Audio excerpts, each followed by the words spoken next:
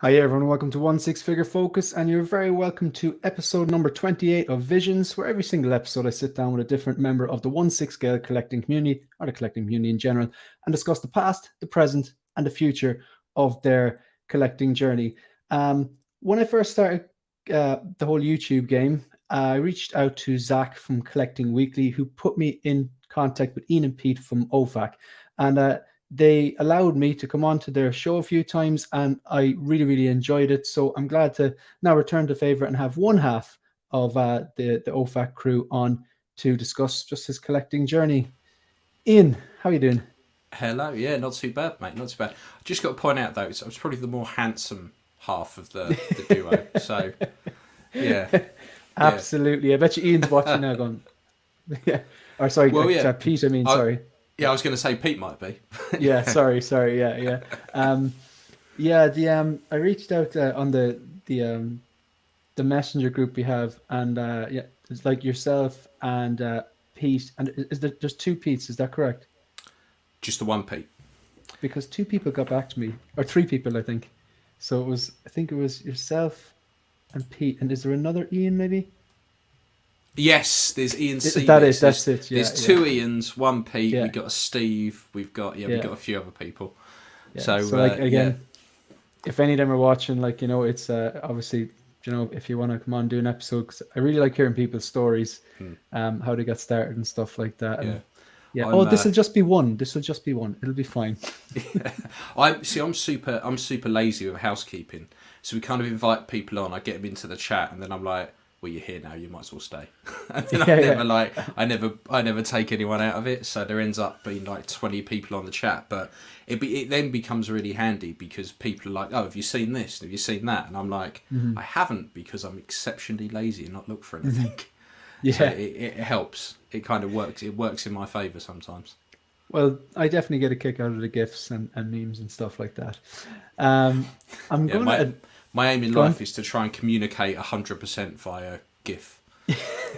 They say maths is the universal language. I'm not so sure anymore, man. It's GIF now. Yeah, absolutely.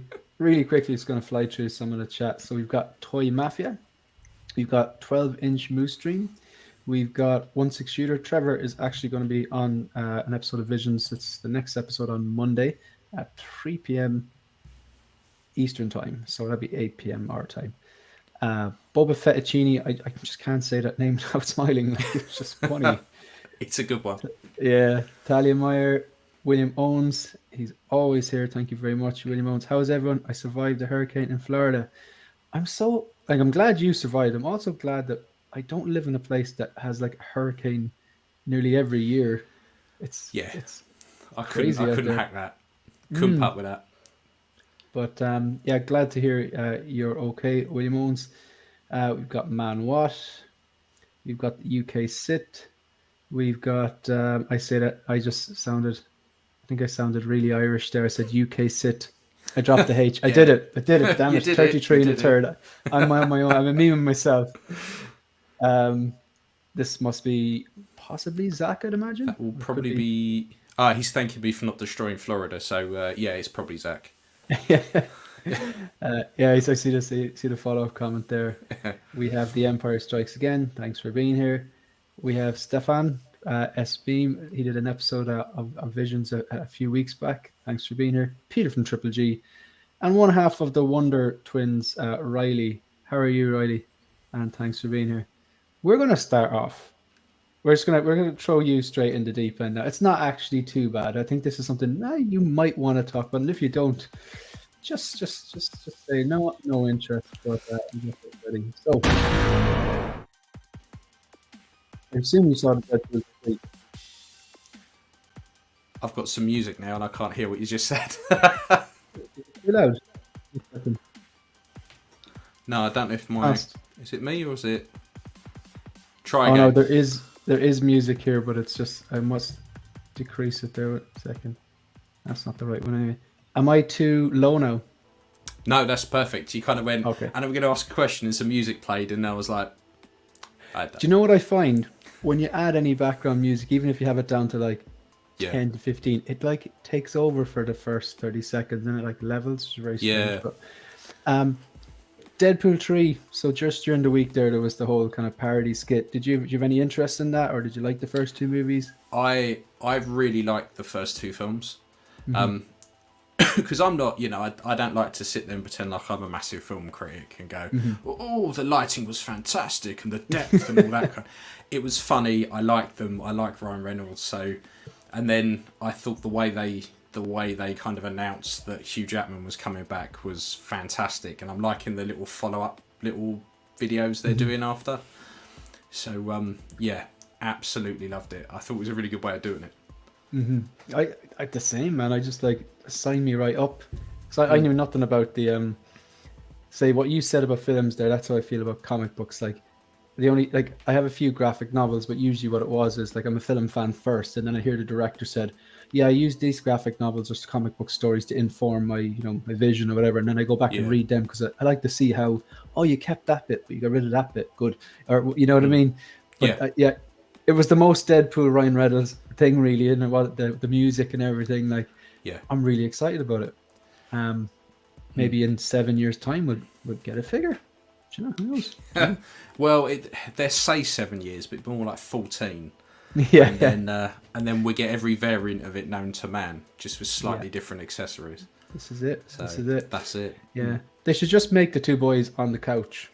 That would be kind of good. I'm waiting for someone. Yeah, because you know how quick it is where something will happen and then next week, bam, there's a head sculpt or there's someone's done a custom. I mean, look at Obi-Wan. I mean, we saw a homeless clone trooper for 2 seconds, and all of a sudden people are like, look what I've made. And I'm like, why? It's like, why did you call in sick for a week and just get stuck into it, or it was and of all the characters to try and kit bash, the homeless clone trooper wasn't the one that I'd be like, that's what I want in my collection, that's what I want on the shelf. Oh, it's a classic. It's a grail, man. Haven't you heard? It's a grail. Yeah. You know? Well, apparently people just have a whole display case just full of homeless people in cinema. So they've got the clone trooper from Obi-Wan. They've got the pigeon lady from Home Alone. All Trading of them. Places. Places. Yep, that's it. You got the two hobos from Trading Places, just all the way through. Just the greats. Otherwise, it would just get a bit weird if you got some of the crap ones. You never know. It might actually complete a line then as well. There's a joke there somewhere, I feel. So they do two of them, and that'd be it. Yeah. So, I'm always one of the most interesting things that I find about doing these shows and having a conversation is just how it actually got started. So, most of these episodes work better if the guest is talking 75% of the time. So you can take this in whatever direction you want, but just a few kind of questions that I definitely would love to know the answer, and I'm sure people in the chat would as well. Like you can give your background as in what were you collecting at the time you got your first 6 scale? What was your first hot toy? Who did you buy it from? Do you still have it? What was the price? Did you think, oh yeah, this is just one, or did you realize no, I'm in trouble here? Or how did you react to that sticker price? Did you have to wrestle with it or what? So take it away. So there's a running joke in my house that I have too many hobbies. I bought a guitar because I wanted to try and play that. I don't really play it. I've got a 3D printer. I've got 6 scale. I've started collecting Warhammer. I've got to have a hobby or something. And I just stopped playing airsoft because, and for anyone who doesn't know, airsoft is big grown men shooting each other with BB guns, but they're fully automatic. They are nasty. They leave great big welts on you.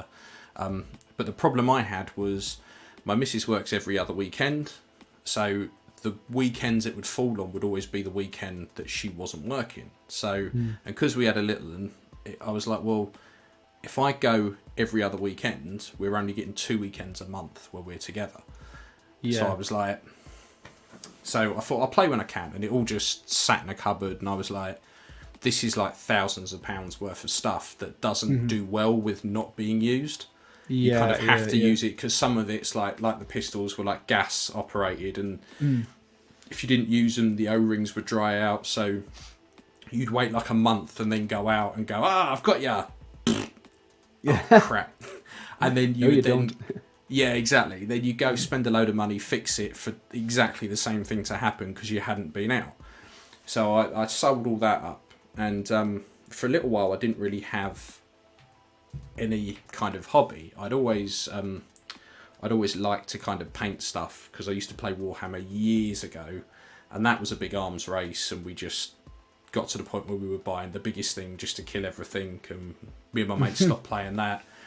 And then I got really into gaming, and I've always played video games, love them. I'd never stopped playing them, but I bought Metal Gear Revengeance, the Raiden game, and it came with a PlayArts Kai Raiden, and I got this thing and I was like, this is brilliant. This is absolutely fantastic. The detail's great, the paintwork's great, the articulation's fantastic.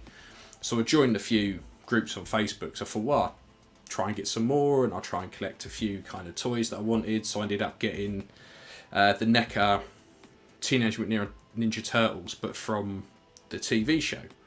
So I got those, and I got a few other bits and pieces, and I was like, yeah, I quite like, yeah, this is like a little slice of my childhood. I love it. And then on one of the groups, someone was like, oh, I've just got like a Hot Toys Wolverine, and that was the one from the first. What was it from? I think it was from the Wolverine film, the one where he's on, you know, where he's on the bike and he's got the jacket with the sleeves that are out here somewhere, and so that's the first Origins one, is it? Yeah, that's it. The first Origins one, the one that got ripped off, and then now no one knows whether or not they've got a genuine one or not. And I was like, this is fantastic. Like, I really like this. That looks great. So I started looking for Hot Toys, like on eBay and stuff like that. And some guy who was fairly local was selling the Star Spangled Man. Now, I wasn't overly into Marvel, but I was like, it's a hot toy. It's like £100. Screw it, I'm going to get it. So I got it and was like, oh, I like this. This is... Suddenly the PlayArts Kai and the other stuff was very much like, no, I'm not going to do that anymore. And then I just started to pick up some second-hand Hot Toys and a few Kit Bash pieces that I started to put together. And then it just went from there, really. And then I realised that people were, you know, making heads and things like that. So I wanted an Indiana Jones. So I managed to get an Indiana Jones, and I got the Sideshow one, the first release, and I was like, the body's crap, the head's crap. I want something better. And I saw the Inigo head sculpt that he was putting out, and I was like, I don't care, I want it, I need it. So I pre-ordered it, and I was like, great.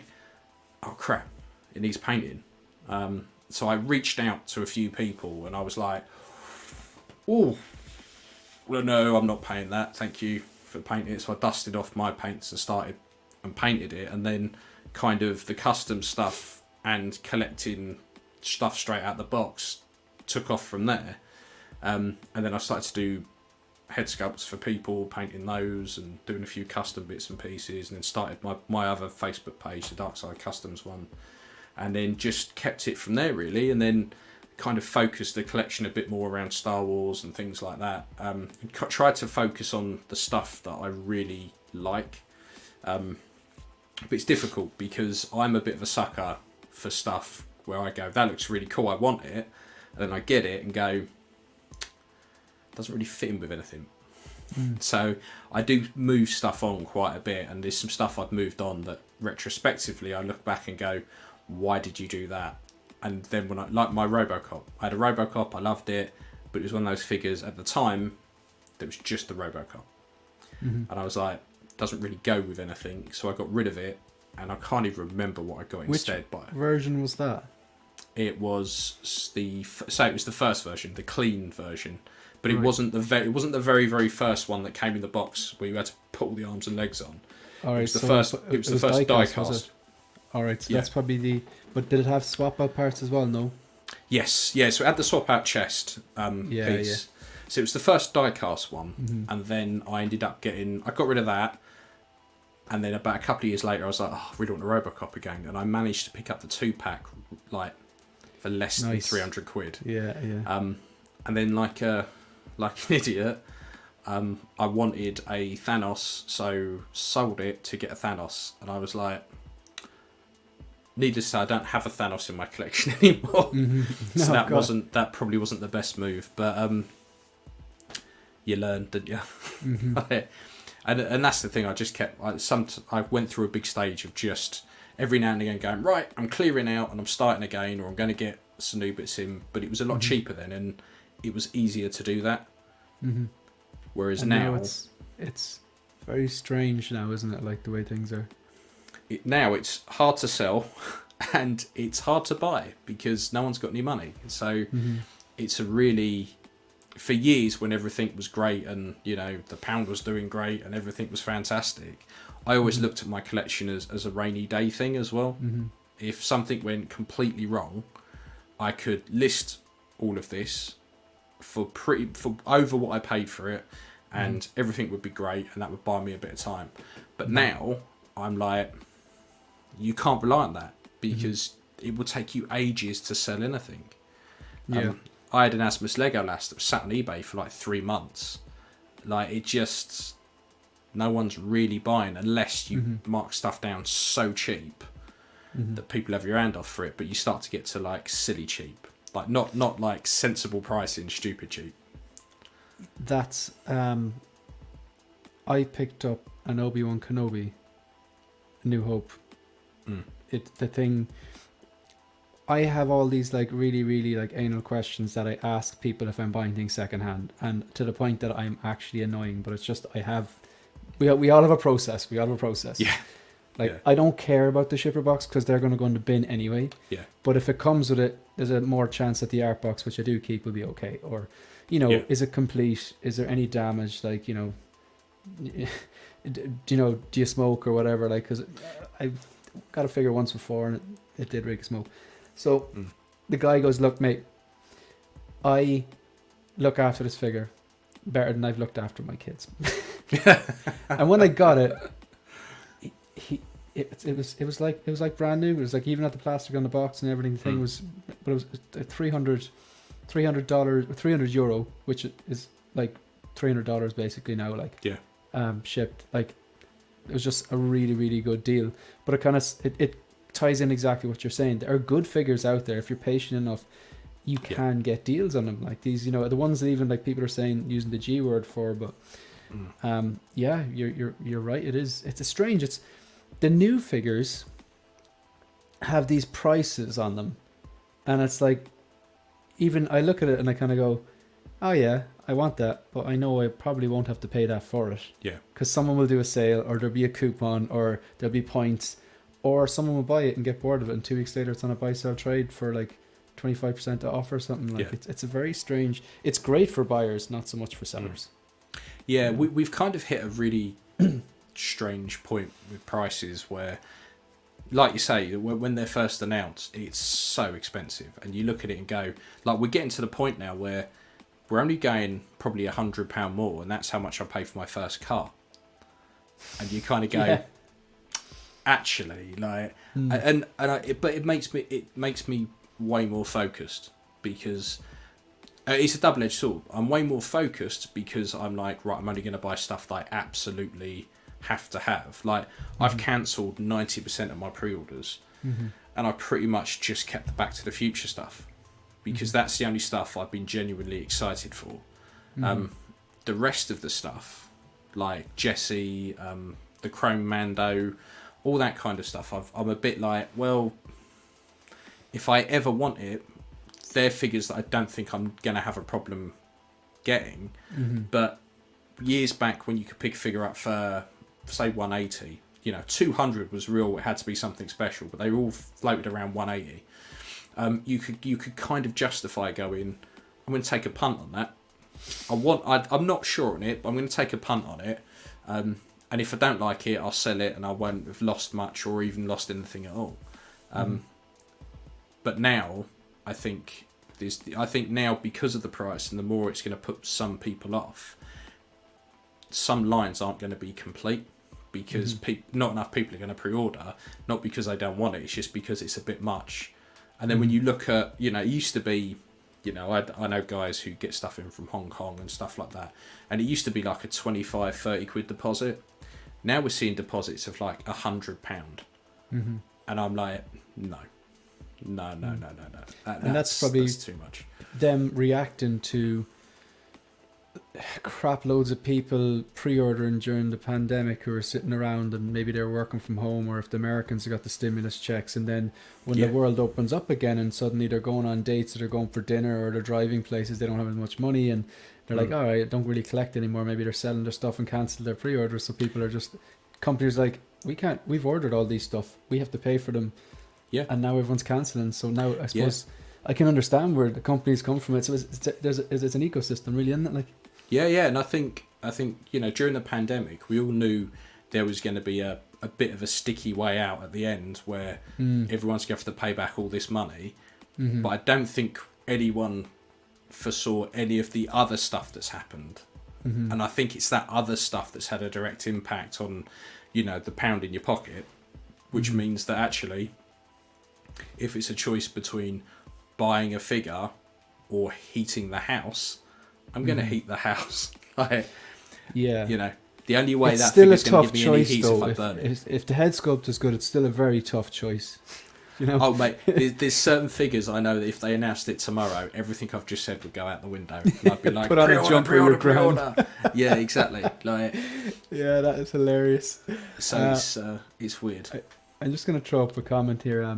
This is probably the most Zach comment I've ever seen, but I thank you, Zach. I've been meaning to ask someone about this. I originally, when I started streaming, I had, they automatically adjust the mic volume on, and then recently I've turned it off to just see if I could listen back streams and go see what audio sounds better. But I always have the echo cancellation on, so I'm after turning it off there. Turn everything off. Everything off. So I turn everything off, and I've adjusted my mic. Zach will attest to this. OFAC's audio used to be utter crap, because every week, we'd be talking like we are now, and to us it sounds absolutely fine. And then when I'd go back and play it back, Pete would either be bellowing into the mic, and I'd be like, yes, and the levels were all. It takes ages to kind of get it to the point. But I find turning it, anything that StreamYard's like, we'll help you with that. No. Lies. You won't help. It's utter lies. It's more inconvenient than anything else. So if I just might pick your brain there. So right, I've got my mic selected obviously, and I've got echo cancellation off, stereo audio off, and automatically adjust mic off. Is that what you have? Yeah. So I've got all that off, and then my mic is then at say 97, but that will depend. So where at the top, where you've got the dots next to your microphone. You should be hitting sort of 2 or 3 when you talk normally. But the thing is, you start to clip. Yeah, well, you just either you're either bellowing or it's just too low. But also to complicate it ever so slightly, you've probably got all those controls on your mic as well. Yeah, so, I've got a gain on my mic which I dial back a bit. Yeah, so it's just getting the right level. It's just tweaking it, and it's just you do it a bit and then it'll level out. Yeah, I'm just watching it there now, and it's kind of hitting 2 and not going to 3. So I might I'll leave it like that for the time being, and maybe watch it back, and then I have it on 100 the mic volume, and then I've dialed back the gain here. Yeah. So cool. Thanks for that. StreamYard also added something that's my favourite thing ever, is the flipping of the camera, because the amount of times where I've gone, something's in my display case here, and they go, no, it's over here, because I'm looking at the... So I get it to flip it, so now I can go like, Han Solo, there. Because I was to go in, Han Solo, there. No, it's... I've definitely done that, made that mistake a few times. Yeah. So, this is just a hilarious comment. It's so suiting as well. It is. It is. Anyone who does listen to like OFAC, they must realise how absolutely well behaved I'm being. Yeah, I'm not gonna lie. Everyone who comes on the stream, first of all, because I'm a secondary school teacher, I have to kind of conduct myself as if students are watching. So I'm like a nanny state before we start. So thanks very much for. I know I've met you before. I know this is killing you. So I do appreciate it.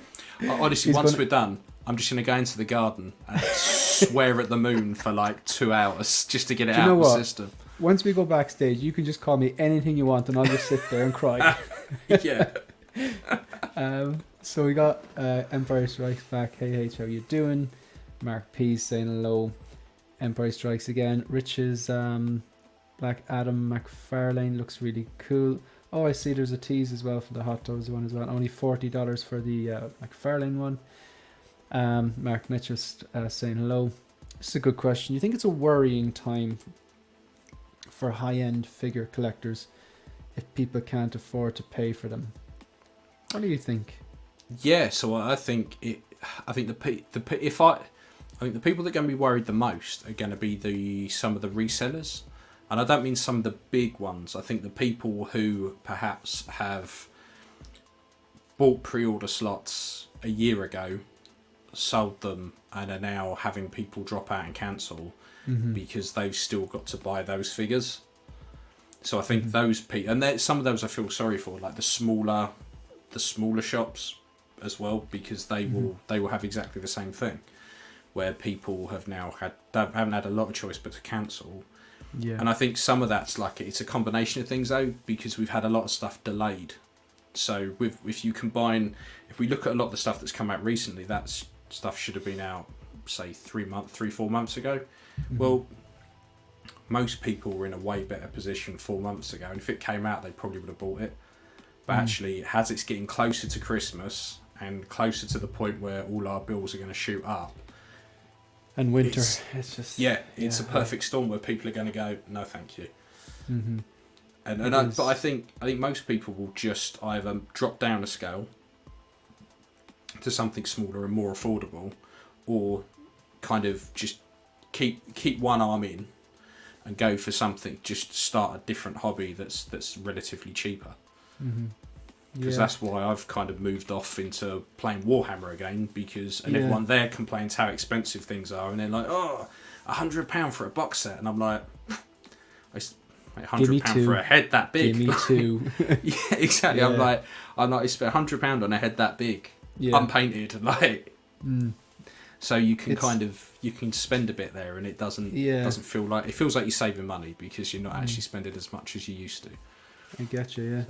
Because even like I know, like on Sundays on Collectors Lounge, like, you know, Lael goes around the panel, and then he goes to me, he goes, I know you're not getting this, because like I don't tend to buy into FOMO or the hype. I like what I like. And I consider myself a disciplined collector, if that's such a thing.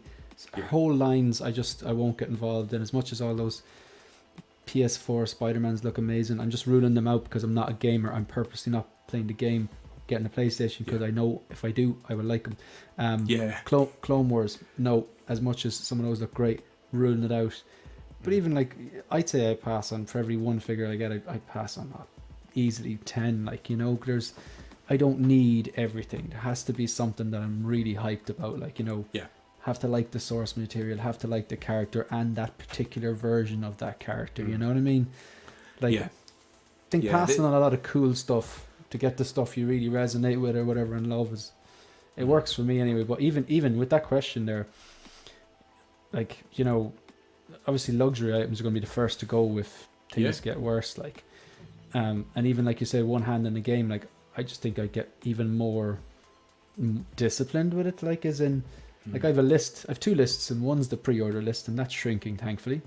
And then the other one's the wish list, and it's still fairly small, but it's still grown because I'm not pre-ordering as much. And I think if it really, really kicked off and things were getting even more expensive, it'd be like, right, prioritize that, and you're going to get the first maybe 1 or 2, if that, you know, that kind of a way. Like, but yeah, I do think it's probably only going to get worse before it gets better, to be honest, like, unfortunately.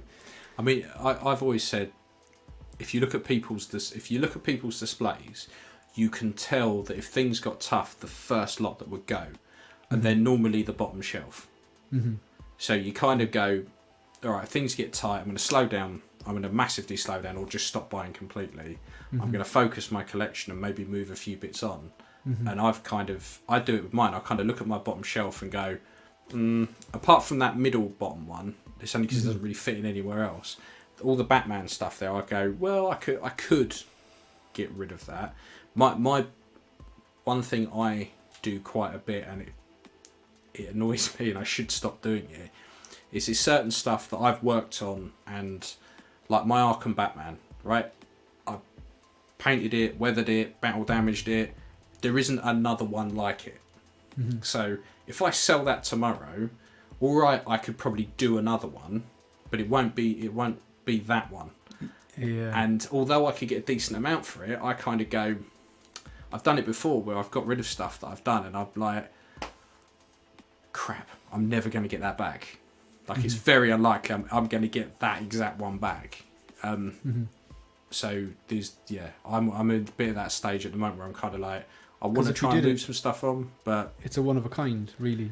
If you're customizing it, I get you. So if they announce a Mace and a Padme, I'm forcing my kids into child labour to help me pay for that. But Commander Green. The thing is, like, this is my favourite comment, by the way. This right here is my favourite comment.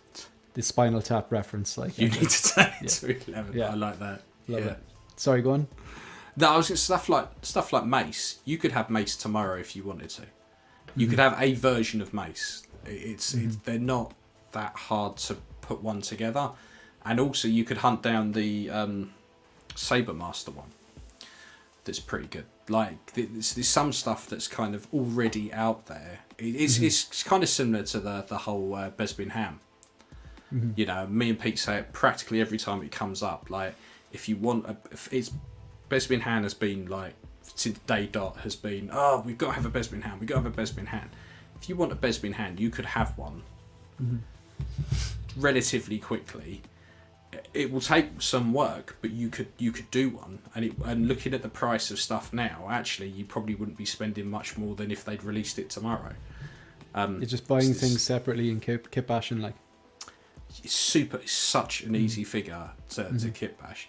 I mean, it's funny because there was a stage where people were kind of kit bashing them, and they didn't realise that the Sideshow Hoth Luke came with a really good blue jacket underneath. He's like brown or whatever else jacket he's got, but it was literally under there. So you had someone who did a body swap and went, "There's a whole jacket under here that no one even knew was there." You had the jacket, you had the shirt, the white shirt with the flap down.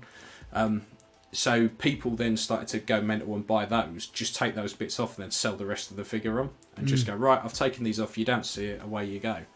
So it's relatively simple to do. Even the head sculpt, there's more Han Solo sculpts out there now than there ever has been that you could do a passable one. So it is doable to get like a reasonably high standard kind of custom job or put it together, like.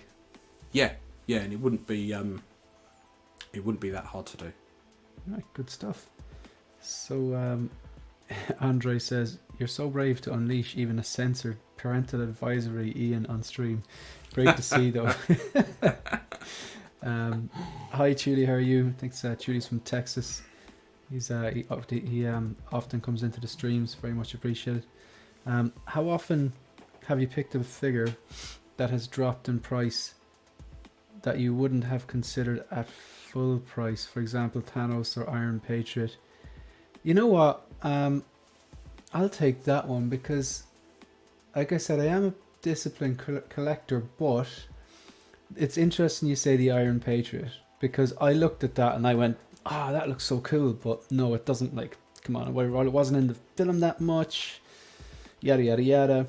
So for $469 I was like, nah. And then if I ordered in Sideshow, you got the customs and all that stuff, so no. But then the Devil's Workshop did put it up for $230, and I rolled the dice and I got it for $230. I know, again, it's a very touchy subject. They are what they are, but it worked out that time anyway. But like, that I wouldn't have bought that figure for $469. I rarely do that because I figure, like, if I want something, I'm like, okay. Sometimes we kind of get a bit emotional, going, okay, I really want that. You know, it's like maybe something you've been missing. You know, you might be overpaying a bit of it, and you get sucked in. I definitely have done it before, but I don't think I wouldn't have. I know I wouldn't have paid $469 for it, but I'm happy enough if it's sitting on myself for $2. That's the only one I can think of. But have you ever done that? I probably have, but I can't think of. I think backward figures were a lot cheaper, and you could get an incomplete figure. I'll tell you, actually, a good example, Qui-Gon. So when Qui-Gon came out, I'm not a huge fan of the head sculpt. I think it looks like Qui-Gon's stunt double. I don't think it's that great. But so I literally went in hard on the show about how much I disliked the figure and was like, yeah, I hate it, it's rubbish, blah, blah, blah, blah, blah. And then someone listed it without the cloak for like 150 quid. And I was like, sold. So because sometimes if it's cheap enough, I'll give it a punt and see what it's like in hand, because obviously so much stuff comes out and gets announced every week. You're kind of going off of blogger photos or other people's photos and videos of it. Sometimes it's good to have it in hand. So I got it and was like, actually, it's not as bad as I thought it was. It's in hand. I quite like it. So for 100, I would never have considered paying full whack for it. But for 150, I was like, yeah, perfect. Yeah. That's about right. That's fine. It's kind of like the value. And actually, while you were talking, you reminded me of we were talking about Deadpool. I love Deadpool 1 and 2, but I think Deadpool 2 is just a great sequel that surpasses the original. And I loved Cable's character. I admit it was my introduction to Cable. I know he's not like 7-8 foot tall, built like a brick. Well, actually, he was fairly built. He's just not the huge monstrosity that's in the comic books. But I thought Brolin did a great job. I loved the look from him. I loved the accessory and all that. Had it ordered. It was my second last thing. I have one thing left on Sideshow because there's cheaper ways. Because you understand if you order from Sideshow, you get stung with the big customs charge. Yeah. Well, it's never like people go, oh, you know, I got stung like 80, 90 quid, and I'm like, the most I've ever been stung importing with Sideshow was 60 quid. That's pounds, though, isn't it? Yeah, that's pounds. Still a lot of money. Yeah, but when you work out, so Cody, right? So he was only about 50 quid, and then it was 30 quid postage on top. And he worked out, even with those, he worked out probably £10 more expensive than going to a Hong Kong seller at the time. So but was the Hong Kong seller going day one though? No, this was a little while after it come out. Right, so sometimes sometimes you kind of it works out about level pegging, and then what you tend to do is if you go down the Sideshow route, all right, you're paying import fees. You know, you don't pay that in other places, so it will be cheaper in other places. But what you tend to do is after a while you build up a lot of points. So for argument's sake, my Doc Brown that should be coming out next month is going to cost me from Sideshow, including postage, about 150 quid. So even if they sting me import, I'm still up on the deal. The only issue I have with Sideshow at the moment is they don't seem to have any logical way to ship stuff out.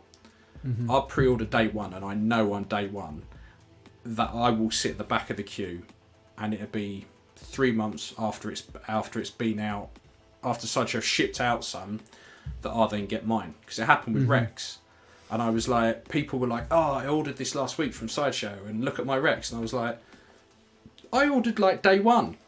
Yeah. Get me my Rex. So that's the bit I don't like. I don't mind, because ultimately, you know, I can't sit there and slag off someone like Starbucks for not paying tax and then go, well, actually, if I don't like to pay tax on my figures, but Starbucks evil. So like, I don't. I'm the different. I'll be like, oh, if I can cut corner off a circle, I would. Like. Oh yeah, don't get me wrong. Given the choice, I would rather not. And if I can get it from Hong Kong cheaper, I'll get it from Hong Kong cheaper. It's just, and sometimes I can't be bothered with all the fuss and the faff, so I just go, done. Yeah, I get you. And even like, if we take like, you know, the Devil's Workshop out of it, if you look at someone like Tim Cent, what I find is, like, I would always I think my go-to example is just Snowspeeder Luke, because it was one of the most recent ones and one of the last ones I get with Sideshow, because $50 to get it over here. It was 40, but now obviously inflation, now suddenly 25% increase, and then it cost me €90 to get in. I was like, it's a normal 6 scale, it's not a quarter scale, it's not a I just thought, nah, that's enough. Whereas if I got it from like say Lion Rock Toys, who basically, they basically told me, yeah, we'll mark it down for you, grand, and I've got stuff off them and had to pay zero import, or even like I know, like say there are other companies that do mark stuff down. The reason I'm saying Line Rock, because they literally, I was communicating with them, they were saying, yeah, we don't care if you tell people that, and I was like, all right. Yeah. But like, say there's other reputable Hong Kong resellers who do mark stuff down. You know, if we all know them, but like it's, and it's just a customs charge I think kills me, because they're so expensive, and then we're so far away. Like I do hear some American collectors saying, it cost me $20 to get that 6-scale figure shipped from Sideshow. I would love $20 DHL. I'd be all over that. You know what I mean? So yeah, because I had my Sideshow Luke with Sideshow, and again I got fed up of everyone else getting theirs, so I got mine from the Devil's Workshop, and it actually arrived, which was handy. And that was like cheap, no import fees. And then I was like, I don't know how they make any money, because I've in total in the last like 5 years I've had 4 things from them. That's it. I looked at the points I had on my account and I was like, this is a stupid amount of money off, just for 4 figures. Their points kind of rack up. Their points rack up so quickly. But my first 3 orders were like a Daft Toys like Bane outfit. I have that one. It was it the stock market or the regular? It was the regular one. Yeah, same. That's a good kit. Yeah, it's really good, insanely good. I think it was that. There was some other kit or something I'd bought. So it wasn't even like a full figure. And I ended up getting something like 40 quid off, like Luke. And then because of the Luke, I ended up getting even more points and even more money off. And I was like, how are they making any money if they're giving us so much off for nothing? Like, I think, from what I've observed, like I have 14 figures on their markups probably quite huge. Like I got 14 figures on my shelf with them. Like I'll never like endorse them, but like I just call it the way I see it. The reason I go with them sometimes, like I don't really go with any particular company. I've got 14 figures on my shelf that came from them. I've yet to order a figure that hasn't arrived, but yeah, they are slow, and I'm just a very, very patient person. There was an incident that maybe about 2 months ago where they did something which I was like, no, that's just too far. And I called them on it, and I was in contact with them to the point where I had a video going up. I did everything the normal way. I didn't go to Facebook. I didn't go to YouTube. I contacted customer services. I gave them like 3 chances, and then I tagged them in something, and I got a message in my Instagram, not through my email, which is completely different. They obviously put 2 and 2 together, and they contacted me through my Instagram and said, look, we'd like to offer you like, we'll give you cheaper figures for a review and, you know, call out. And I was like, I'm not doing that. And then I made a video about it. I posted the video, I scheduled it, and I get a call from Philip, the CEO, asking me to take the video down in exchange for shipping the figure. And I was like, I've already paid for the figure. Yeah. You should be doing that anyway. Yeah. Why are you phoning me? And he's like, because, you know, we want to, you're a customer, and, you know, I was like, you don't phone everyone. You're just phoning me because of a video coming up. I give you the chance, like, but like, it wouldn't put me off ordering with them again. I don't want to be treated any different, but I'm 14 figures in with them. I've yet to order a figure and not get one, but at the same time, I bet you with that Snowspeeder Luke, you got the tracking and it didn't move for like a week.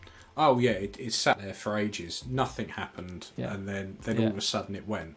And then I think I ordered the Boba Fett, you know, the pigeon crap one. I ordered that one. I love that one. Yeah, when they, because what I wanted to do was that I wanted a black Boba Fett, right? But I wanted a Mando type version. So I was going to build a bit separately because I had it. Because I kit bash quite a lot of stuff and I do quite a lot of customs, I've got quite a lot of Boba Fett armour laying around that I can repaint, or some Jango Fett that I can repaint. But I wanted, and you know, you can get the head sculpts knockoff ones for like 13 quid unpainted, so that weren't a problem. So I just wanted a few of the body and the you know, the trousers and boots and stuff. So I was going to hunt them down separate, and then you know, they posted $115 and I was like, well, that's quite cheap. And I always say with them, it's like a roll of the dice. You know, you never quite know what's going to happen. So I thought, I'll give it a go. It then sat there and sat there and sat there some more. And then I got a message to say, I got an email to say, we're really sorry, we've oversold on these. And if you want, you can either just sit tight and next month we'll ship you it out once we get one, or, you know, we can give you a refund now. So I messaged and said, I don't mind waiting, but I assume you're going to up the postage. So I don't have to then sit there and wait. You'll get it in, then have to sit there and wait 2 weeks for you to ship it. I assume you're just going to upgrade it to slightly better postage because you've cocked up. It's not my fault. And you know, if you don't ask, you don't get. And they said, okay, great, we'll put that, we'll make sure that when it gets in, we'll ship it out. And I was like, okay, but are you going to up the postage? No, because you didn't select an faster shipping, so you're just going to have that. Not getting customer service at all. Like. No, I was like, cancel it. So just cancel it. Just such a waste of time.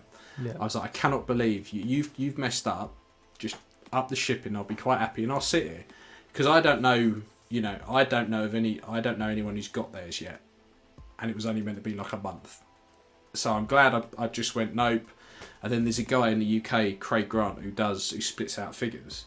And like 2 days later, he was like, I've got these Mando bodies, fully dressed, boots, trousers, shirt, the lot, just missing all the armour and the head sculpts. It was like 80 quid or something. So I was like, done, I'll have that. They're just the bits I wanted off of it anyway. And then I had some 3D printed bits that I could 3D print the knee pads and some of the like gauntlets and stuff like that. So I ended up doing that to knock that one out.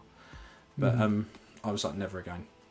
And when they refunded you, did they give you cash back, or did they give you the whole store credit thing?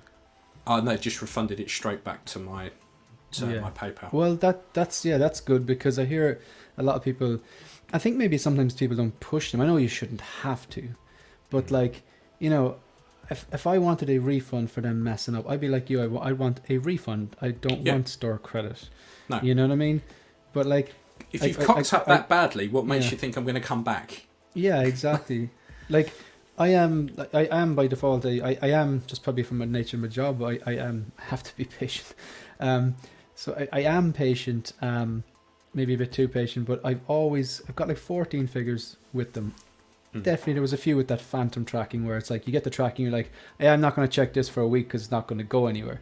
But I think for the savings I've made, I'm like, yeah, I can wait the extra few weeks or a month or whatever like that. I know other people want it straight away, or maybe they're not willing to deal with that, which is completely, I totally get that.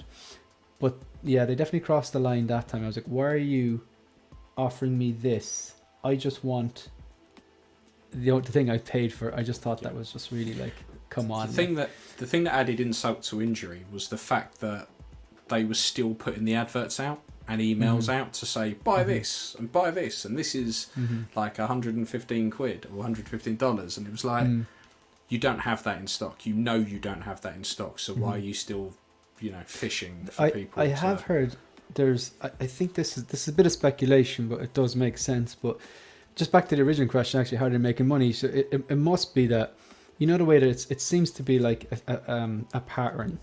Like I've noticed that sometimes if you go to pre-order something at the same time that Sideshow puts it up and they put it up, it will be like sometimes $10, $20. It will be a bit cheaper than Sideshow. Now you do have to factor in the silly shipping costs and all that, but I've noticed that's the general. So if the recommended retail price that's Sideshow here, I've noticed that they come in just under them.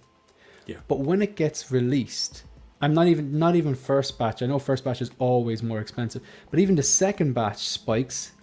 Yeah. And then when the FOMO dies and Sideshow get it, I know things are changing now.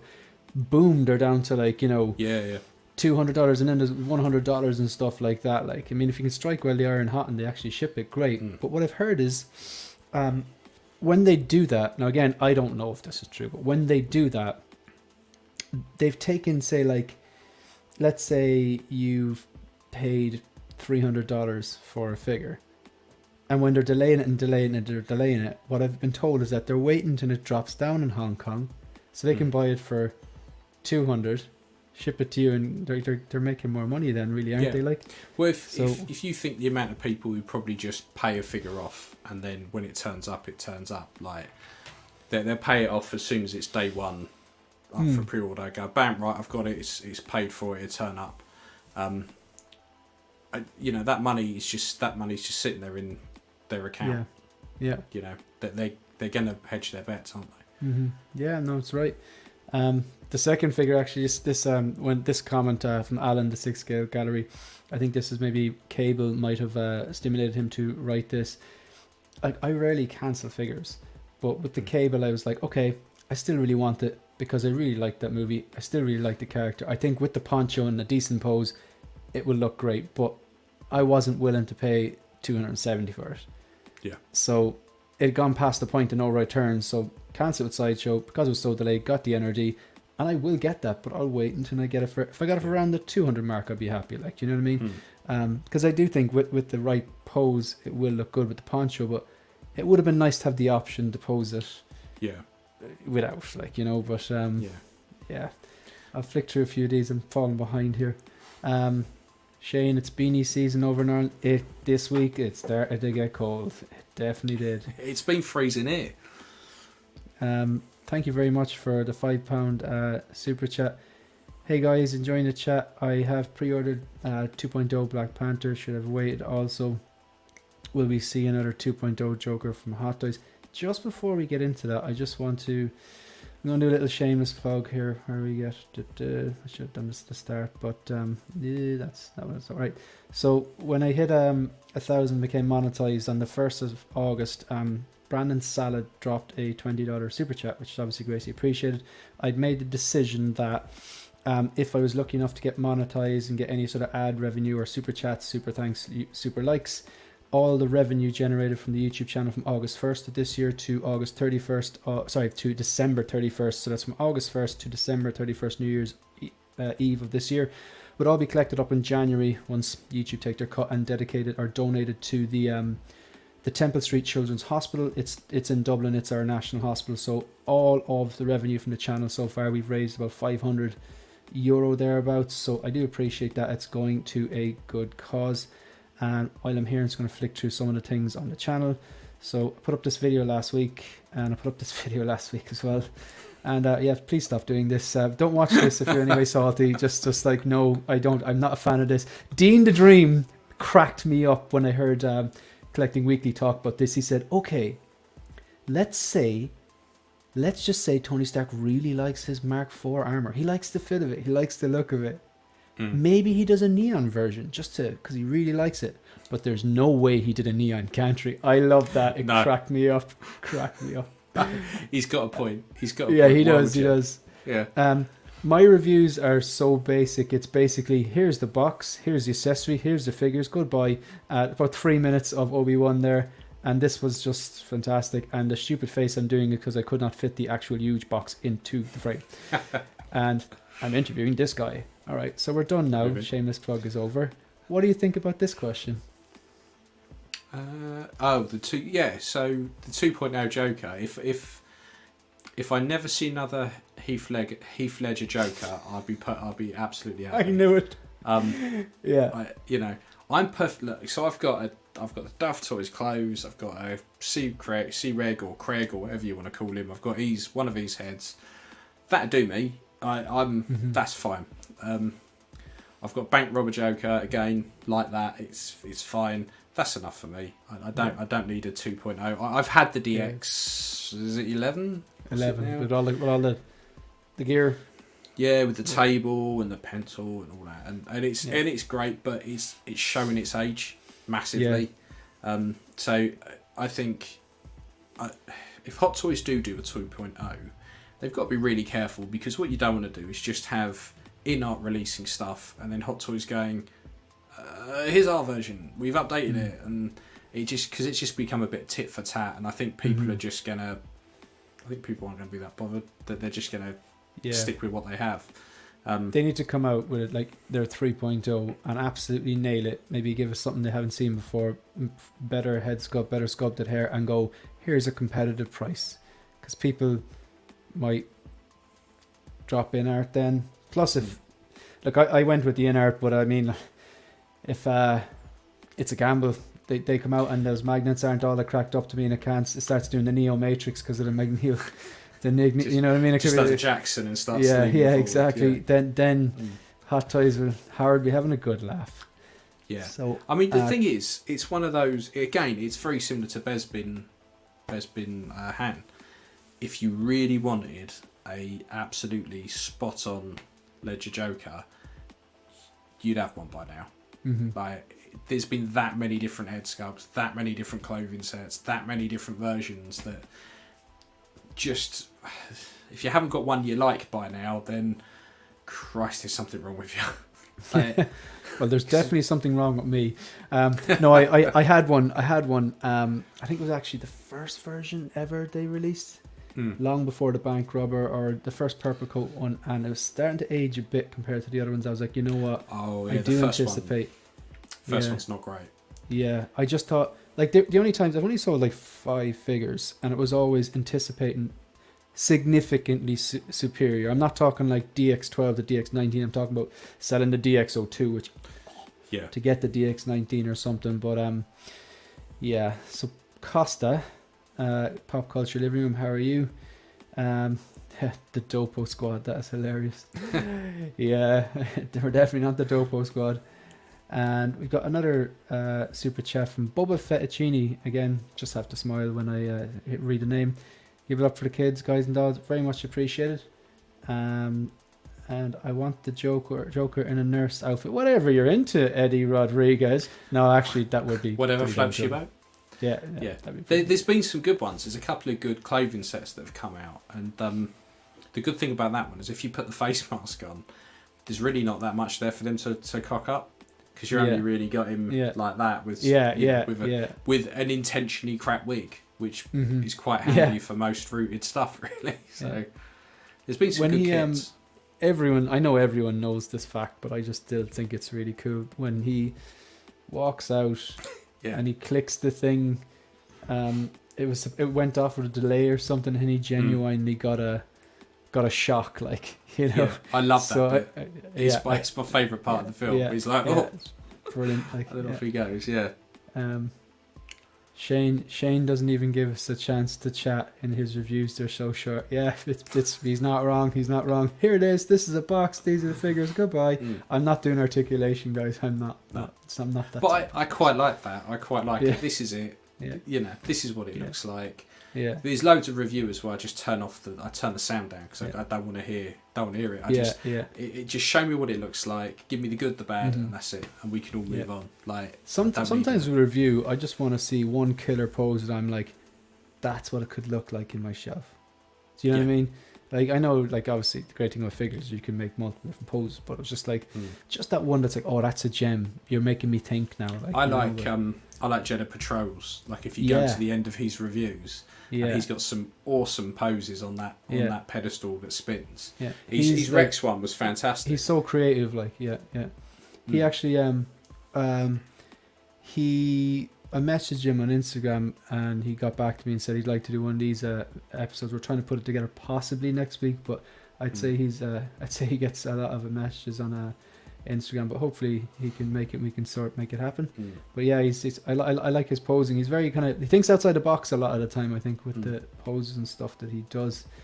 So we're going to move on to the present then. So, like, you kind of your first figure then with Hot Toys, that was the Star Spangled Man, yeah. And then like, so moving on to the present then, like, do you know, like, say you obviously have your displays in the background and stuff like that. Is it just purely 6 scale, or is there some quarter scale there as well, or are you a statue guy, or do you know how many figures you have, or where are you at now, like, with your collecting? So at the moment, I'm kind of at the point where I like what I've got, and I'm quite happy with it. I think last time I counted, there was about 60 figures all in all. And then I've got the DeLorean upstairs in the display case. Nice. I've got the quarter scale Vader. That I couldn't say no to. There's a guy in the States. You're not wrong, man. Why would you say no to it? I mean, there's a guy in the States, Rayner, absolute legend of a man. He's meant to be coming over at some point. anytime he just pops up like Mr. Ben, and he's like, oh, anyone want this Dooku? And I'm like, I've been banging on about getting a Dooku for ages, but the price was through the roof. And he just suddenly pops up in our chat one day and was like, it's a Dooku here, like, and I think it was shipped from the States, like, just over 200 quid or something. And I was like, this is absolute insanity, brand spanking new, never been out of the box. And I was like, what witchcraft is this? How are you doing this? Again, I know it's a cliche, but not all heroes wear capes like that. It's just like, that's class. And then he was the same with the Vader. He was like, I'm thinking of getting rid of my quarter scale Vader. And I was like, I know you're in the States. How much? And I think all in all, shipped from the States, $350. I was like, this is just absolute insane. So the guy's an absolute legend. Like I can't do enough for him. Because I've not had a lot of quarter scale, and I was like, yeah, I'll see what it's like. Like, I'm a big Vader fan. As soon as I opened it up, I was like, this is perfection. It's one of the only capes the Vader that Hot Toys have actually managed to do reasonably well. Because normally straight away, I think it's the ultimate Vader to have. Yeah, it is. The alternative head sculpt is absolute class. Like, it's fantastic. And then I've got a quarter scale Gandalf the White upstairs. Because I quite like, I like scouring eBay for broken figures and broken stuff. Oh, you told me this before, yeah. Yeah, so like my little Yoda I got, that was all busted, and I fixed the legs and sewed it back up, and job done. Happy days. But this quarter scale Gandalf was on eBay for about £100. It's a Sideshow premium format, and the guy had said, oh, I've cut the suit here because the arm was broken, and this other leg has been re-glued where it had broken. And I was like, okay. When everyone says they're selling a broken figure, I proper go in on the detail, go, what exactly is broken? Because I could end up with something that I can't fix, and there's nothing savable about it. But this turned up, and do you know, you said about you've had one thing that smells of smoke. As soon as I opened the box, I was like, wow. So I got it out, and I was like, I stuck it up in the spare room with the window open because it stank that much. And then he tried to glue it with what looked like expanding foam. So on the trousers and stuff, there was some expanding foam, and I was like, I messaged him and was like, the sword hilt's also broken. That's broken in transit. Stinks of smoke. This is also knackered. I want a bit of money off, because if I hadn't have, you know, I wouldn't have put in such a high bid. And I think he gave me like 30 odd quid off. So in the end, it was like £100. So I ended up bleaching all the clothes, stripping it all off, bleaching the clothes, re-sewing bits, repainting it, because I could get a cloth and I could go like that on its head, and the cloth was just brown. Oh, so God. it was that knackered. But I ended up repainting it and fixing it, resetting the arm with some wire and that, so I could actually change the pose on it. So I like little projects like that. So that's kind of the last quarter scale thing I got. And my last figure I got was the SW Toys Nicholson Joker. Oh yeah. How'd you find it? Really good. Like, insanely good. Like, no third party figure has any right to be that good. Yeah. Because I've wanted a Nicholson Joker for a while, and it's always been way too much. So I was like, yeah, that's still way too much. Yeah, The and I was like, DXOA is, it's just too crazy. much. I was like, and you know, I like a project, so I was like, okay, I'll get it. If it's a pile of crap, I'll see what I can do with it. And it looked like they had just stripped it all off and thrown it in the box. Like, there was no presentation about it whatsoever. But it's a really good figure. The only thing I had to do to it really was tighten the ankles up a bit. Right. And then me being me, because I can't leave well enough alone, I did a bit of paintwork to the face. But yeah, it was fantastic, really good. And then yeah, I've not really got any six scale stuff for a while now. I've kind of tinkered and got bits and pieces and kind of kit bash stuff, or put something together like that. Boba Fett, but other than that, I've just left well enough alone for now. Yeah, that like the quarter scale, I kind of set myself a target that I just want 3. I have one. It's the the quarter scale Mark III.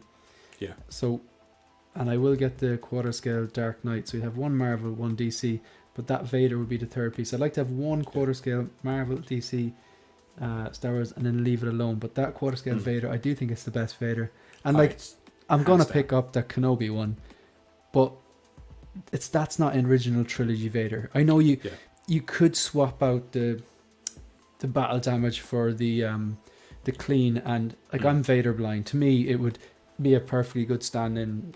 I'm not going to split hairs over it, but I know that like say someone who's really into the little nuances, the difference between Jedi and Empire and Rogue One would be like, oh no, that's the Kenobi one. I don't have that eye. Yeah. But I would love it would just that quarter scale Vader. That's a nice piece. I'm very jealous.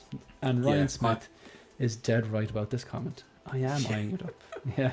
It's one of those things. I never had a plan to own it. And it was only because the opportunity came up. And I was like, do you know what? I get it. And if I don't like it, I'll move it on because I'll be able to get my money back. No worries. And other than the fact that my collection is all 6 scale and that's the 1 quarter scale bit I've got, and it causes me nothing but aggro with space because that takes a cube up on its own. Everything else I can jam in a little bit more. But it's one of those bits that I got it and was for me, if I get something and I don't feel the need to tinker with it, to repaint anything or to mod it in any way, it's a good figure. I don't feel the need. I don't feel the need to do anything to that other than pose it and That's put it. High praise. Yeah. And the cubes behind you, are they custom? Did you make them yourself or? No, these are Besta units with half shelves inside. Yeah. So when the glass, like, is the glass sold in IKEA as well as like an add-on, or the glass come with it? It's so you have to, because it's all modular. You have to build it and buy it all in bits, which is unsurprising because it's IKEA. But so I went in because I got made redundant 3-4 years ago, and the company went under, so it was all statutory redundancy. And I was like, right, I'm buying new display cases. Screw it. And I was looking around, and I looked on IKEA, and I looked at some of the better options, and then I drove down there and sat at their little computer, and you literally can build it all on their little computer. And it was I can't remember the name of the doors, but they still do them. So all the doors, everything, the little half shelves, you just all whack it all in. And I think it was all, for the 9 cubes, all the shelves, all the doors, 500 quid, something like that, 550. Man, that it looks great, and there's a lot of space in it, and that's a fraction of the cost of module cases as well. There's so much, and because they're wood, you can do things. So my lighting, I can just drill a hole straight through and go straight up. Yeah. And then down at the bottom, it's sitting on one of the best like TV unit things. So I know the ones. Yeah, so what I've done, I put lights in those, so I can store boxes and stuff in those, and you can't see them, but all the lights go into there, and then come out and effectively, and extensionally trails around the room that gets me to my plug socket. Hides it's cable management, hides the cables then really. Like. Yeah, that's brilliant. So falling behind on my questions now, right? Let's see. We usually have a little bank of questions here. I want to. Yeah, here we go. Okay. So, right, there's a lot of talk about reissues and 2.0s and 3.0s and whatever. Are there any like 2.0s that you'd be like, yeah, I think that needs a 2.0, and you know what? If they did it, I would consider getting it. Is there anything that you'd be like, if they've made before, it's long sold out, long gone, you don't think they'll actually do it, but is there anything they'd be like, if they did a 2.0 and improved that, I'd snap that up or be excited about it? So off the top of my head, no, I don't think there's anything that I would be. I think the problem is because I've got everything I want. I guess they've already hinted at it, but the DX, the Keaton Batman potentially, because that's the one that came to mind. I thought maybe you would say that, but go on. But the only reason I'm not that, because I've had it before and I got rid of it because I don't collect statues. ultimately, because you couldn't really do much with it. Apparently you couldn't do much in the suit either. Apparently it was actually brutal. Big, thick rubber, very hard to move in. So if anything, Hot Toys has done a great job of replicating on screen. They were really accurate. But I can't think of anything that I would jump for, because generally they can reissue what I don't really care. They can reissue what they want. It doesn't bother me too much. The only time I ever get a little bit like that's a bit naughty is when stuff has been out for less than a couple of years. Yeah. And they go, oh, here's another one. And you're like that Batman, tactical suit Batman. What is the point? Like, what is the point? I could go on Facebook groups and I could buy one tomorrow. Yeah. And it will be exactly the same. Like, do you not want to wait 2 years and build up to anticipation, no? I love how optimistic you are with the 2 years. Yeah. I love that. Yeah. 2.5, possibly 3. Like, because you think that it's like you just released this already, aren't you? Like ready to just print that again? Why is there for like a more or less a reissue? Like I noticed that one I really struggled with, because it was like I know people say the 2.0 is like the same figure that's been improved, but I don't really see the improvements there. They swapped out a base, really. Do you know? I don't. The problem is when you look at. I mean, if you take any of these figures apart, you know, I could get my DX Luke that was DX19. I could take that apart, and I could take apart the brand spanking new one when that comes out, and the body's going to be the same. There will be no improvement in that other than one is newer than the other. So when people talk about now, I'm taking Sideshow out of this because everything they do is crap, but when you look at like someone like Hot Toys and you go and they go, oh well, this one, you know, the older one, the bodies are loose and stuff like that. It's because of their age. Like when you actually look at the makeup of it all, it's all the same. You know, the head sculpts have improved. Yeah, I can't deny that. But generally, most of the stuff, the tailoring, all of that is all pretty much the same. It's just they're not even updating it. So I don't, you know, I think things are just better because they're newer. Like things have moved on a bit, but I don't think they're not making any massive leaps and bounds here. Gotcha. No, that's fair enough. So you've actually answered 2 of the questions, because I was going to ask you where you stand on reissues. It tends to divide people, but no, you pretty much answered that. You don't really care. You don't really get annoyed when they reissue things, but you're not going to get them either. Yeah, I get, because you have this kind of the 2 schools of thought where everyone should be able to get whatever they want, and that's absolutely fine. And then you have that, well, it's a slap in the face of older collectors that have got this, and I'm not buying anything as an investment. I buy it because I like it, and I know agreed with the price at the time. Very same. If the price goes up once I bought it, fine, but it's irrelevant to me because I don't plan on selling it immediately. I don't have a threshold for all my figures that once they get to a certain price, they're out. So actually, if they release a 2.0 and the price of mine drops, it doesn't affect my enjoyment of it because it doesn't. It's still in my display case. Exact same.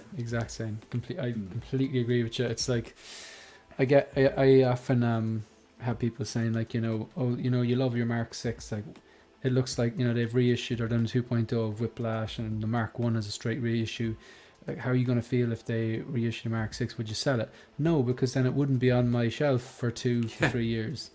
Yeah, and like exactly you might get, you know, more than you paid for, fine, but like it's like the dopamine hit for the next 2 years would be gone. So I think my sanity would be better by keeping it. Like, you know what I mean? I remember when all the die-cast Iron Men came out, and everyone with the plastic ones were like, "Oh man, but I've just bought this one, and this one's really expensive." And now no one wants the plastic ones. Like, but that was an actual improvement. Yeah. If it's just in 2-3 years time, it's here's another one and it's exactly the same. That's when it's a little bit like, well, you know, at least have it so we can power it via USB or, you know. That's something. the logical step, and I think that's what they're going to go towards, really, isn't it? Like, that would be another excuse for them to make all the Hall of Armor again die-cast with USB. I want to see magnets used way more. Like, I don't know why. Like Boba Fett. with that stupid backpack. With Yeah. the stupid clips. Yeah, They the original put- trilogy one. All of them. They're all the same. They're all nonsense clip. I work out. I'm not sure about the brand spanking new ones, but the Empire one, the Return of the Jedi one, all of that. It was all those silly little clips. They had a magnet in there. It was just a crap magnet. So all I ended up doing was getting an Earth magnet, dropping it on, and then just clicking the backpack on. Why can't Hot Toys do that? They've done it with the kind of the battle damage, the Sarlacc pit one, the one from Mandalorian, and they've done it with actually. This is the back to front thing now. Do you know the Beskar man? Yeah. So Beskar's got it. Yeah, it's really nice, but like the Boba Fett above the Empire Strikes Back when that thing is frustrating. I think it's like, you know what? Just when you thought putting in batteries was the most frustrating thing, wait till you see this backpack. The worst batteries of anything was in the Mark 42, the ones in the helmet, because you had to like take this chunk of its helmet off, and then there was a magnet sitting here. So when you went to pop the magnet in, 3 magnets in here, they would all they would just go bob. It took me about half an hour to stick the batteries in, and then I remembered I don't even like light up features, and I thought, what am I doing? I think I was selling it, and someone was like, "Can you test it for me?" I was like, because I always sell. That would totally be me though. Well, I always sell anything with light up features. I go, I've not tested the lights, and I priced it as though they don't work because I cannot be asked with it. I'm just like, no, that's not interested. Fair. Yeah, but sometimes like when I do get those batteries, and I really don't do it anymore. I actually took all my batteries out because obviously I didn't want corrosion. I was thinking, in the future I might go fusion reactors, and I don't want to go buy a fusion reactor and open up an Iron Man and have batteries inside it that have been corroding away for 3 years and then not be able to use the fusion reactor. So I just removed them all. But when I did put them in, when I got the 3 of them in, I just felt like I could do anything. Do you know? If I can do this, I'm bulletproof. Yeah. If I've got the patience for this, I've got the patience for anything. This is S-Beam's brother, so Blue Tattoo. I don't know their real name, but hello. So I suppose we're going to move on to the future, but first I'm just going to ask you one more. So this, I often feel really silly asking 1/6 scale collectors this question because most of them scoff and kind of go, of course I do. So it's kind of a 2-part question. The first one is, do you have anything on pre-order at the moment? 3 things, I think. What are you most excited about? 4 things. If you could have it right now, given to you in your hand, which one would you pick? 3 of them are about level pegging, and that's the Back to the Future 1 dock, the Back to the Future 3 dock, and the Back to the Future 3 Marty. They're like level pegging, and then the only other thing I've got is the Patrick Bateman. But I'm gonna have to just cancel that. I know Jesse. I've got Jesse still on pre-order, but that's on my cancel list because I don't need it anymore. Gotcha. So it's the Back to the Future stuff has your attention. Big time. I'm massive Back to the Future fan. So those things, they were like instant pre-order. There was no way I wasn't not going to get those. So yeah, I'm really looking forward to those. That is actually the perfect segue ever. So now we're back to the future. So like, I always start this section with asking just a few simple questions. I find a lot of people who come to the show and a lot of people in the community, like myself, like it started as a child, and you might have had some toys from a certain film or whatever like that. Mine was the '89 Batman, and then did a bit of collecting through, say, teenage years, whatever. But then the Hot Toys, just like, it's a different animal. But like a lot of the people that I speak to, they're collectors. They're almost collectors for life, like. But the questions are: the first one is, do you see yourself collecting in 5 years' time in some capacity? Yeah. I don't think I'm ever going to completely stop, but it's definitely a case of slowing right down. It might even get to the point where I sell a chunk of the collection and just keep the bits like my Indie, my Guyver, my Star Wars stuff, the stuff that's got a connection with things that I've always really liked. Yeah. Because I've started to move more into collecting like Warhammer 40,000 because of it's a lot cheaper. You can actually use the stuff. You can play games with it. I enjoy the painting side of it. So I've started just to move into that because of how considerably cheaper it is. I never stopped collecting 6 scale stuff, but I'm going to be a lot more selective over what, because honestly after this Back to the Future stuff, I've got no more pre-orders, nothing. I don't know what I'm gonna, because everything all the Marvel stuff they pump out, even some of this Star Wars stuff, I'm a bit like, it's cool, but I'm kind of sticking with the original trilogy. I've got enough Mando stuff in my collection that I'm quite happy with. So, yeah, I don't know what once this initial wave of pre-orders is done, I'm not sure what the plan is really. I definitely know I'm not going to stop completely, but I'm not going to be having a figure a month like I used to. It might go from getting 12 a year to 1 or 2, every 6 months or so. That makes sense because, like, because I find because they're so expensive, really, like, you really have to be picking stuff, and the space issue that you really connect to it. Like, a lot of time when I'm pulling the trigger, it's like, will you like this in 10 years' time? Do you know what I mean? Like say the DX19, the Batpod, that's just a no-brainer for me because, geez, the film probably 20 years old nearly. Well, it will be in 2018. So it's just like, yeah, that's there for life. Or I know a lot of people speak about the Jack Nicholson or the Terminator or whatever, the RoboCop. It's like, yeah, that's kind of stuff you'll probably appreciate until the day you die. Like, but it's I like that idea where you've actually sewn through like my second and third question as well, because I usually go 5 years time, 10 years time, and in some capacity for the rest of your life. But like, you obviously know yourself enough that it's like, yeah, you don't want to get out. But I suppose reality kicks in. It's like you probably have the most key characters that you want, I'd imagine. Yeah. Would that be? Yeah. So that makes sense. I mean, like with my Star Wars stuff, I was like, for a little while, I was like, Return of the Jedi. It's all about Return of the Jedi. That's what I want. It's my favourite one. And actually, I had a load of Return of the Jedi stuff, and I've ended up moving towards Empire. So I have pretty much everyone in their Empire form. I just need Leia. If Leia comes along, and I used to have Hoth Leia. That's the frustrating bit. If a Hoth Leia came along at a reasonable price, that would pretty much, I've got everyone I need from Empire. I've got Bespin Han. It's got an Indigo head on it. It's got a decent clothing set. I don't really need. If Hot Toys release one tomorrow, I wouldn't be that bothered. So my Empire stuff's good. I've got enough stuff from Return of the Jedi that I'm quite happy with.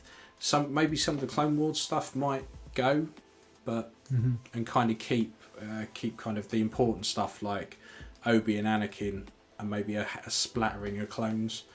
But yeah, I'm quite happy with how everything is. So it's a bit difficult to kind of go. And space, like I say, space is a big thing.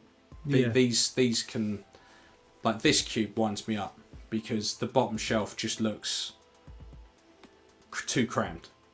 So the solo Han and the Return of the Jedi Han are probably going to sell those, just to free up a bit more room, but and try and get things looking a bit more neat out here because at the moment it feels like everything's a bit cramped. Right, and but, so like to me it looks good, but like you're just like you're just not gone on the way it looks, not sitting right with you. The downside of these is that because I very much like things that belong together to be in a cube.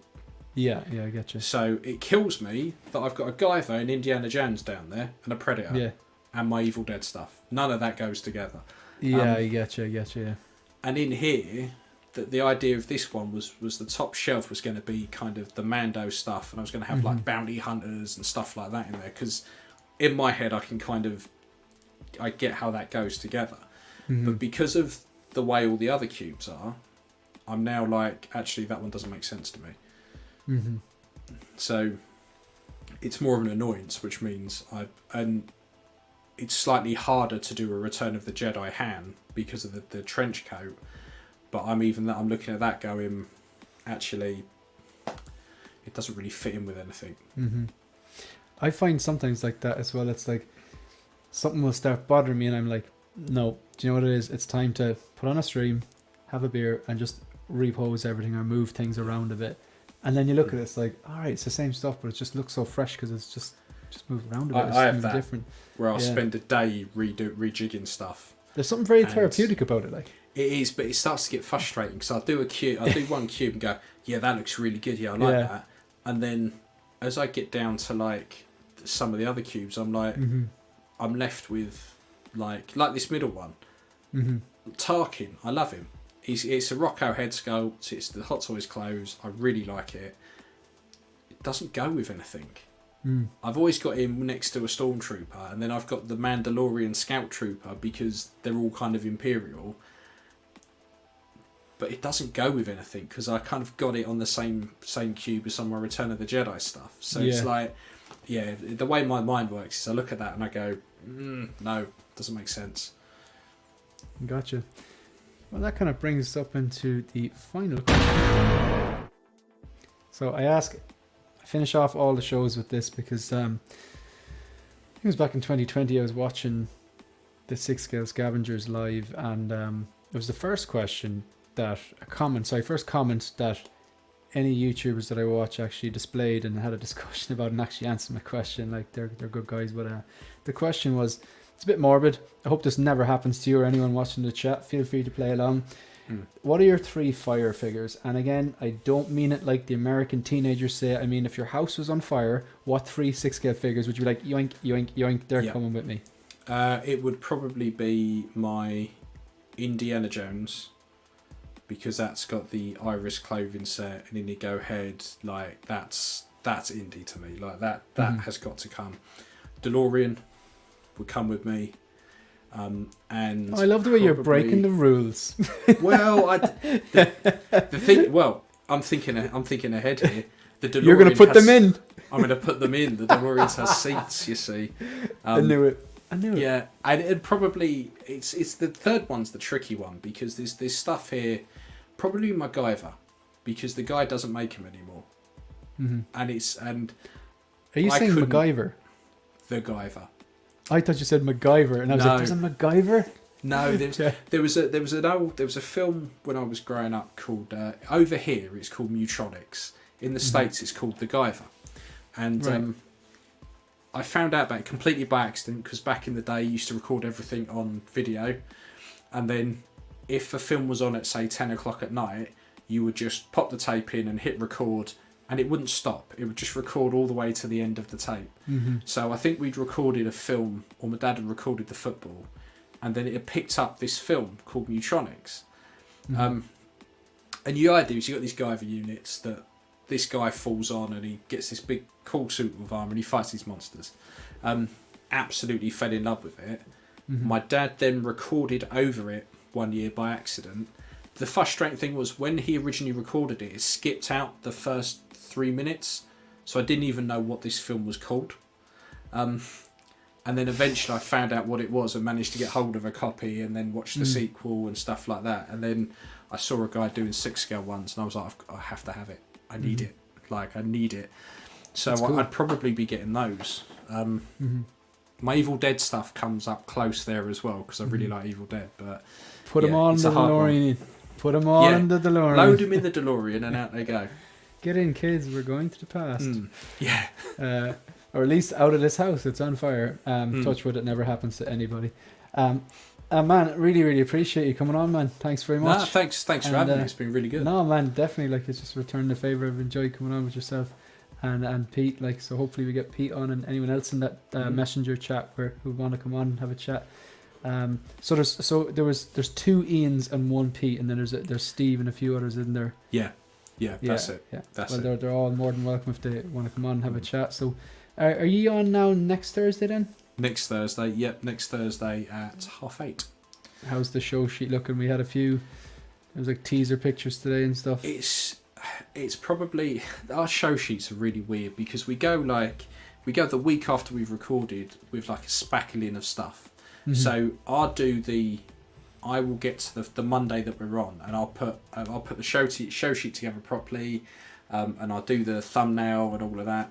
And at that point, we've only probably got 5 or 6 things on there. So I'm a little bit like, well, this is going to be like 10 minutes of that's crap. We like that. We don't like that. We like that. See you all next week. And then from that Monday onwards till that Thursday, just stuff drops like that. So it fills right up. So at the moment we got a few bits on there, but it will fill up. It always does. Good stuff. Cool. So just say address some of these chats. So Boba Fettuccine, Infinity War, Doctor Strange, Jazz Ink, Iron Scavenger, and the Boba Robot 2-pack. I do love the Boba Robot 2-pack. Interesting stream. Cheers, gents. Thank you very much. UK Sit. Love the chat with you too. Thank you very much, Andre. And Ryan, thank you very much. And Boba Fettuccine, and thank you for the super chat as well, folks. That's pretty much it done, folks. And I suppose thank you very much for joining us, and we'll see you in the next one. Good luck. See you later. See you, folks. Bye. Yeah.